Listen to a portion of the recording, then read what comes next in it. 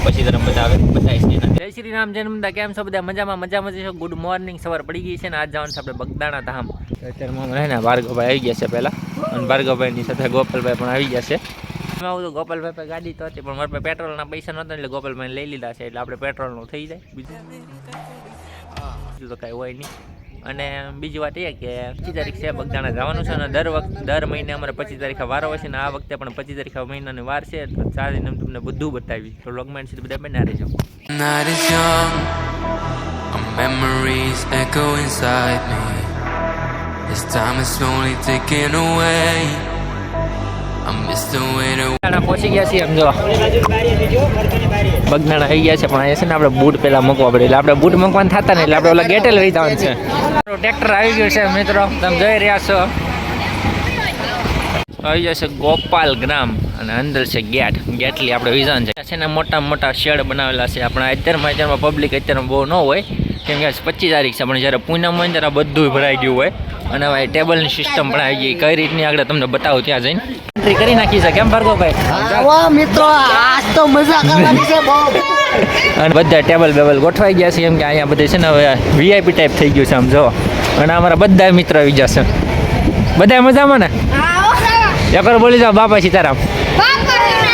હા, અમારા છે ને બીજા યુટ્યુબર આવી ગયા છે, અમારા રાજુભાઈ, રાજ સાધુ વ્લોગ કરીને છે એમની યુટ્યુબ ચેનલ. અને અત્યારમાં અમારે જવાનું છે મંદિરમાં પહેલાં દર્શન કરવાનું. બ્રિજેશભાઈ પણ એન્ટ્રી કરી દીધી છે, અને અમારા આવે છે રાજુ બાબુ. હાલો ભાઈ. ફેમિલી છે ને અત્યારમાં અંદર તો એન્ટ્રી બધી કરી નાખી છે, તમને બધા બતાવી દીધા. અને આ છે આપણે ભોજનશાળાનો ગેટ, અહીંની અંદર ગયા હતા તમને બધું બતાવ્યું હતું તમને. અને હવે આ છે બહારનો શેડ, અને બહારની જગ્યા અત્યારમાં અહીંયા પાણી પીવાની સિસ્ટમ છે બધી, અહીંયા બહાર બેહવાનું પણ છે. અને સામેની સાઈડ બધા મંદિર છે, અને ઉપર પણ આરસ પથ્થરનું આખું મંદિર બનાવેલ છે. બધું તમને બતાવશે. પાછળ અત્યારમાં મંદિર આવી ગયું છે, તમે જોઈ રહ્યા છો. આરસ પથ્થરનું આખું મંદિર બનાવેલ છે, આ મંદિરની અંદર દર્શન કરવાના છે, અને પછી સમાધિ મંદિરે જવાનું છે, ગાદી મંદિરે જવાનું છે, બધું બતાવવાનું છે તમને. તો લોગ મેળ છે તો બધા બન્યા રહેજો.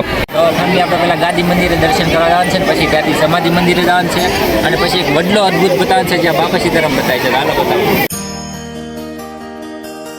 ગાદી મંદિરના દર્શન કર્યા ને હવે જવાનું છે આપણે ધ્યાન મંદિર. અને ધ્યાન મંદિરમાં એક એવો વડલો છે ને આ બાપા સીતારામ રિચર બતાવે છે, તમને બતાવું હમણાં. જો આ છે ધ્યાન મંદિર, અને ત્યાં છે બાપા સીતારામ, એવી બતાવી દો તમને હમણાં.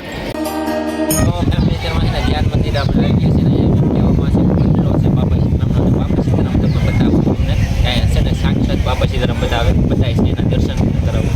તો ફેમિલી આ વડલો છે ને બે લાલ લીટા દેખે ને અવશ્ય જો નહીં રહે એટલે બાપા સીતારામ દેખાય. દર્શન કર્યા આપણે હવે જવાનું છે આપણે સમાધિ મંદિર, અને આ બાજુ સમાધિ મંદિર એ પણ તમને બતાવું. ફેમિલી હે ને પહેલાં અહીંયા દર્શન કરવા એટલે શ્રીફળ વધારવાના આવે ને આ બાજુ આવે છે. એક્ઝેક્ટ ગેટ આવે ને ગેટથી પહેલાં છે ને સાગર આવે સામે સાઈડ, સાગર વટી એની બાજુમાં પાણી પીવાનું છે ને ત્યાં છે શ્રીફળ વધારવાનું, અને અહીંથી પછી અંદર જવાનું હોય. આપણે ગાદી મંદિરના દર્શન કર્યા, પછી ધ્યાન મંદિરના દર્શન કર્યા, હવે સમાધિના દર્શન કરવાના છે એ પણ તમને બતાવી. હાલો.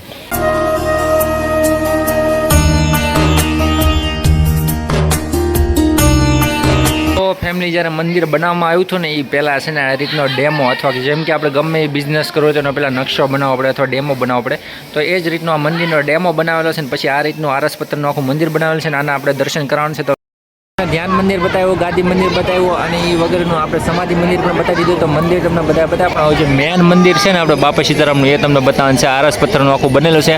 આની અંદર બાપા સીતારામ બેઠા છે, સાથે હનુમાનજીની મૂર્તિ છે, સાથે ગણપતદાનું મંદિર છે, શ્રી રામની મંદિર છે, અને બીજા ભગવાનની પણ મંદિર છે. તો અંદર જઈને અમને બતાવી કે કઈ રીતનું મંદિર છે, કઈ રીતના દર્શન કરવાનું છે. જો કે કેમેરા તો નોટ અલાઉડ છે, પણ આપણે ટ્રાય કરશું તમને બતાવવાનો. તો લોગમાં એન્ડ સુધી બનાવી રહેજો. જય બાપા સીતારામ કોમેન્ટમાં હજી ન લખ્યું તો ફટાફટ કોમેન્ટમાં જય બાપા સીતારામ લખી નાખજો. ફેમિલી અંદર છે ને કેમેરા નોટ અલાઉડ છે, એટલે આપણે બહારથી થોડુંક ઉતારી લઈ. ફેમિલી આપણે અંદર દર્શન કર્યા બાપા સીતારામના સાથે શ્રી રામ. તો તમને કેવા લાગ્યા દર્શન કરીને, મજા આવીને? તો કોમેન્ટમાં હજી સુધીમાં લખ્યું હોય તો બાપા સીતારામ અથવા શ્રી રામ તમારા ભગવાનનું નામ લખી નાખજો. અને આ છે બગદાણાનું, અને અંદરનો તમને થોડોક નજારો ઓછો બતાવ્યો કેમ કે અંદર કેમેરા ઇઝ નોટ અલાઉડ. તમને બધાને ખબર હોય કે મોટું મંદિર, મોટું ધામ છે બગદાણા ધામ, વિશ્વની પણ વર્લ્ડમાં મોટામાં મોટું નામ આવે છે, એટલે એના લીધે છે ને અંદર કેમેરા ઇઝ નોટ અલાઉડ છે.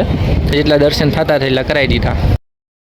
દર્શન તો કરી લીધા ને હવે પછી આ અંદર જાળીમાં તમને શું ખબર લાગે? આનંદ જાળી અંદર શું છે તો તમને થોડુંક દેખાતું છે. આની અંદર છે બાપા સીતારામની ગાડી. હવે અત્યારમાં ઢાકેલ છે એટલે બરોબર દેખાતી નથી, પણ બાપા સીતારામ જ્યારે હતા એ સમયમાં આ ગાડી ચલાવતા. મિત્રો જો હવે છે ને આ રીતની થાળી ભરી લેવાની, પછી જવા દેની રેકડી. પહેલાં છે ને રેકડામાં થાળી ભરવી પડતી અને બધું બહુ ઓલું પ્રોબ્લેમ પડતી. અને આ રીતના ને ડાઇનિંગ ટેબલ જેવું બેસવાનું થઈ ગયું, એટલે એ પણ ટેન્શન ને કાંઈ. હવે આ રીતનું આવી ગઈ છે રેકડી. અમારા બે છે ને રેકડી લઈ નીકળી જાય છે હવે બધા.